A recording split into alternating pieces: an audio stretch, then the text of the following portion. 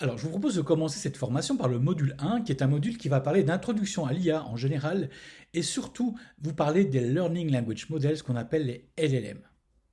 Alors, avant de commencer, pour parler un peu IA, il faut savoir qu'elle est déjà un peu partout dans notre vie quotidienne.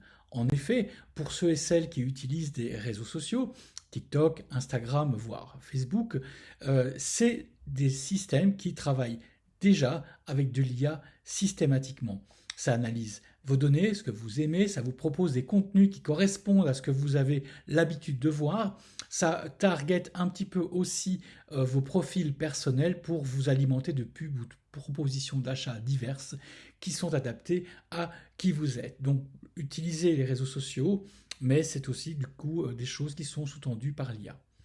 Ensuite, on a aussi nos habitudes musicales et filmiques, Netflix, Spotify, qui sont aussi des solutions qui utilisent énormément l'IA. Alors, elles utilisent l'IA non seulement pour vous proposer des contenus qu'elle estime adaptés à ce que vous regardez d'habitude, mais aussi dans le milieu artistique, malheureusement, dans la production de contenu, puisque pas mal de scénarios Netflix notamment sont écrits par l'IA et sont assez, on va dire, compréhensibles rapidement, mais proposent une façon de consommer un peu facile.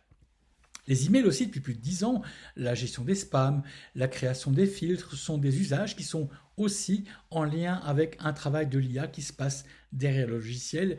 Il en va de même pour les moteurs de recherche et la qualité et l'affinement des recherches qui sont aussi calculés sur les infos que vous mettez et qui vous aident. Ça marche également pour les solutions de traduction car DeepL fonctionne avec l'IA et aussi évidemment les solutions commerciales qui vous proposent d'acheter des produits dont vous n'avez pas besoin mais qui semblent correspondre à vos envies. Alors ça c'est un petit peu l'IA, ça nous rappelle qu'elle est un petit peu dans notre vie quotidienne. Maintenant regardons un petit peu... Alors, comme on l'a vu, l'IA ChatGPT est apparu brutalement dans sa version générative en fin 2022 et on va voir ensemble maintenant les évolutions majeures et principales qu'on a vues poindre du nez justement depuis cette époque.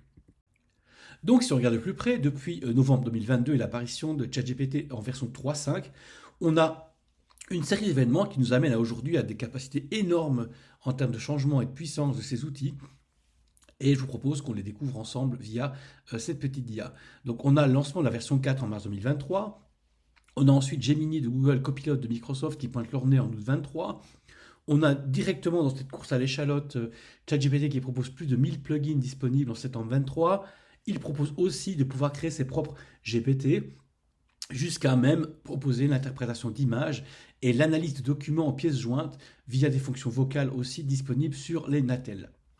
On a ensuite Anthropic Claude, un autre grand acteur des IA génératives, qui est finalement disponible en Suisse en février 2024.